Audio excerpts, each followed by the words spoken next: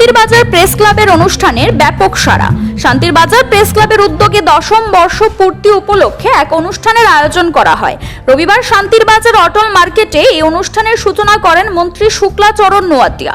উদ্বোধকের পাশাপাশি অনুষ্ঠানে উপস্থিত ছিলেন দক্ষিণ জেলা পরিষদের সভাধিপতি কাকুলি দাস দত্ত, সহসভাধিপতি বিভীষণ চন্দ্র দাস, শান্তির বাজার বিধানসভা কেন্দ্রের বিধায়ক প্রমোদ রিয়াং, মনো বিধানসভা কেন্দ্রের বিধায়ক মাইলাফরু মক সহ অন্যান্যরা।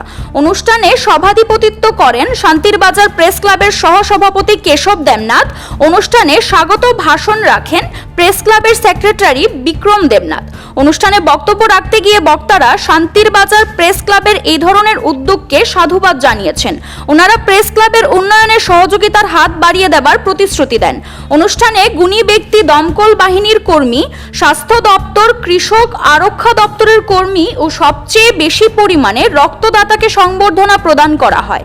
তারপর হয় সাংস্কৃতিক অনুষ্ঠান ঘিরে সবার মধ্যে ব্যাপক উৎসাহ দেখা গিয়েছে।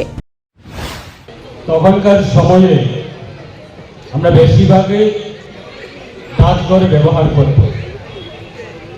পোস্ট অফিস, যারা আমাদের রাজ্যের বাইরে যারা বিভিন্ন কর্মে যারা জড়িত বা বিভিন্ন কর্মের ক্ষেত্রে কাজ করে বা চাকরি করে, তারা নিজ নিজ পরিবারে খবর পৌঁছানোর জন্য এক সময় আমরা ডাকঘরগুলি ব্যবহার করত।